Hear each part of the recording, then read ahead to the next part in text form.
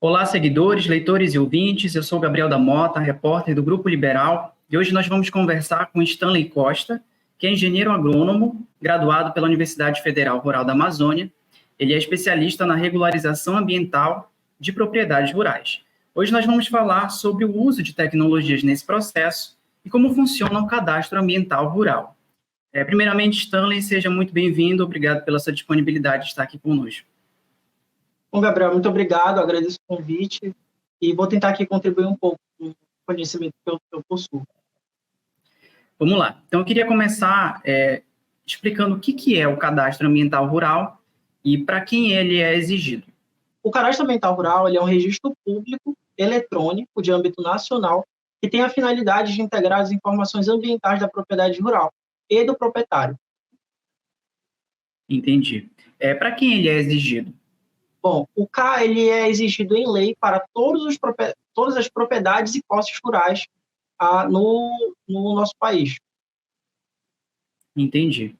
Também queria que você explicasse quais são as vantagens de aderir a esse cadastro, né? Eu vi que ele dá direito a uma série de benefícios, de autorizações para esses proprietários rurais. Queria que você falasse um pouco sobre essa importância.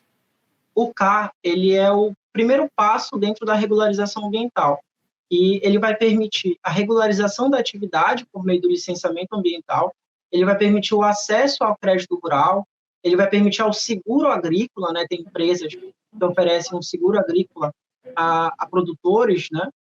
Ele não tem a vantagem de trazer domínio fundiário, mas ele traz a validação das informações ambientais do imóvel, que o imóvel tem de reserva legal, o que ele tem de área de preservação permanente, o que ele tem de área de uso, que ele pode desenvolver sua atividade com segurança, que aquela área ali não está sobrepondo uma área de APP, nem uma área de reserva legal.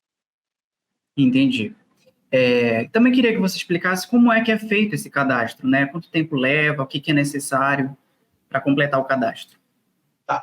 No cadastro ambiental rural, vão ser solicitadas informações do proprietário, da propriedade, da atividade que aquela propriedade ela desenvolve, e lá deve ser inseridos alguns arquivos com base numa análise multitemporal.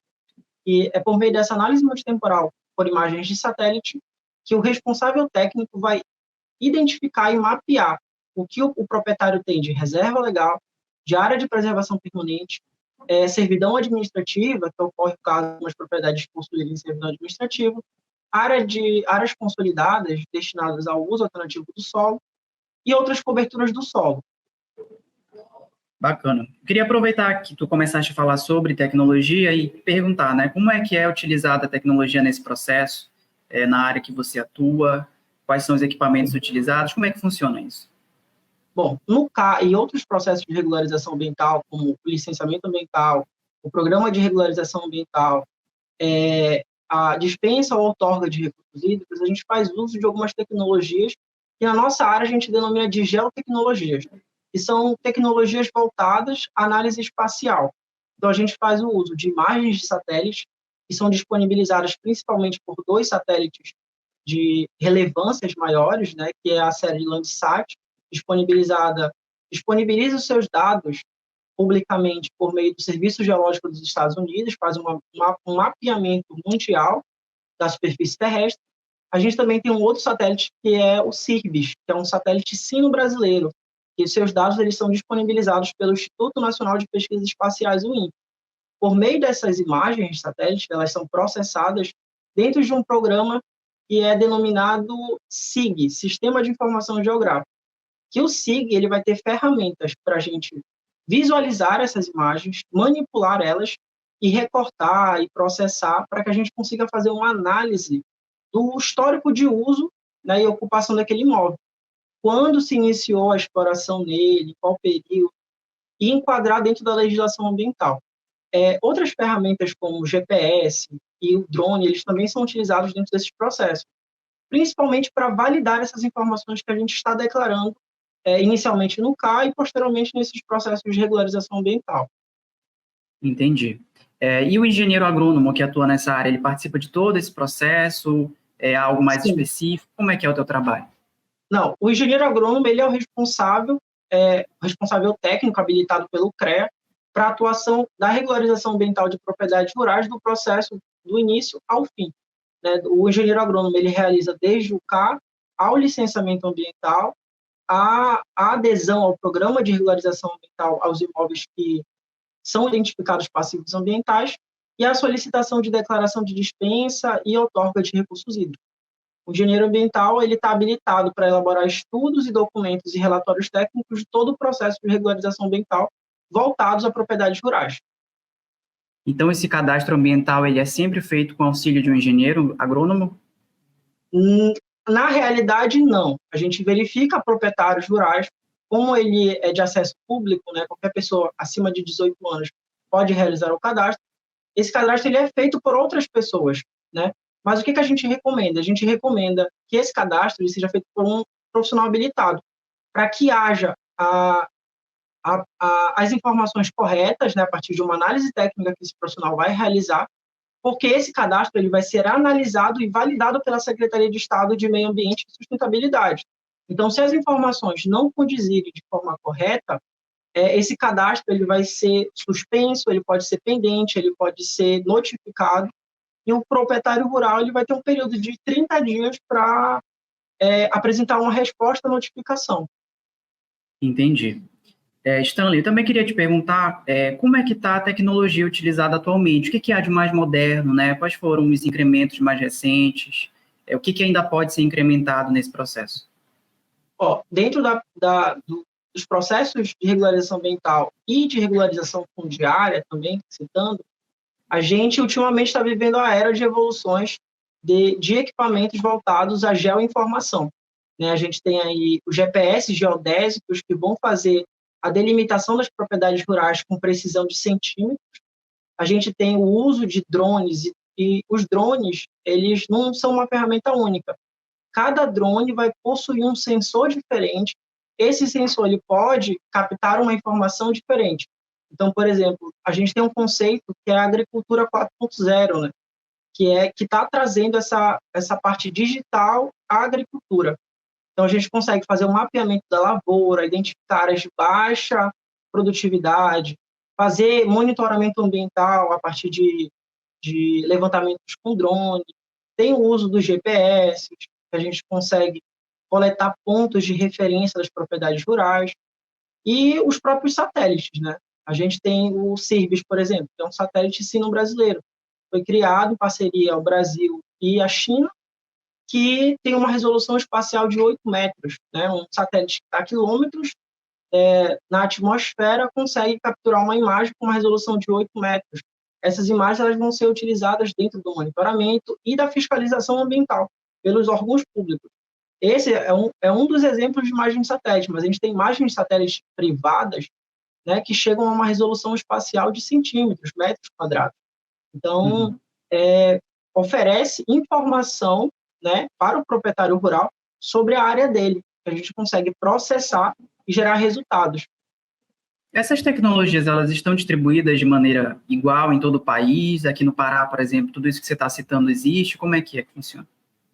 Bom, o acesso delas é de certa forma limitado por conta do custo, né? Então, quando a gente fala, por exemplo, de um drone agrícola, de pulverização, né, para realizar a aplicação de defensivos agrícolas de forma automatizada, tem um custo elevado.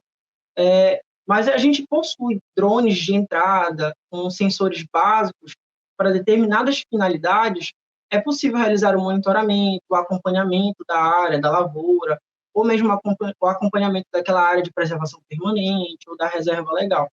Mas, de via de regra, tem um custo, de certa forma ele é elevado, e dependendo da região, né, se a região possui mais produtores familiares ou médios e grandes produtores, seja viável.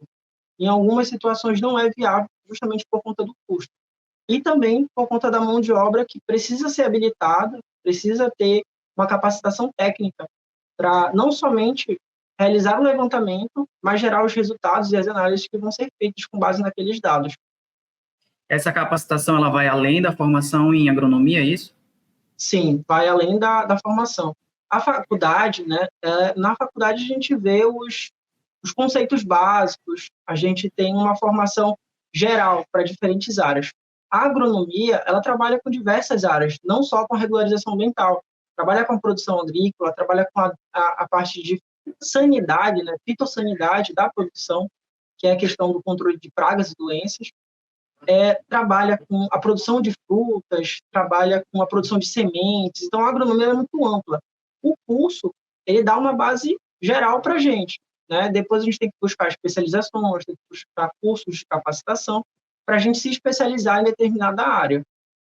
Entendi. E aí, para a gente finalizar, eu queria falar sobre inteligência artificial, né, que é um tema que tem sido discutido muito ultimamente, que tem avançado muito em várias esferas do mundo. Queria saber como é que isso se relaciona com o trabalho de vocês. Existe algo nesse sentido? Ela já está integrada a esse processo? Ou perspectivas de integração? Tá. Tem um exemplo que é de um amigo meu, mestrando, lá da Universidade da Exalc. O trabalho dele é voltado a relacionar a inteligência artificial com a agricultura.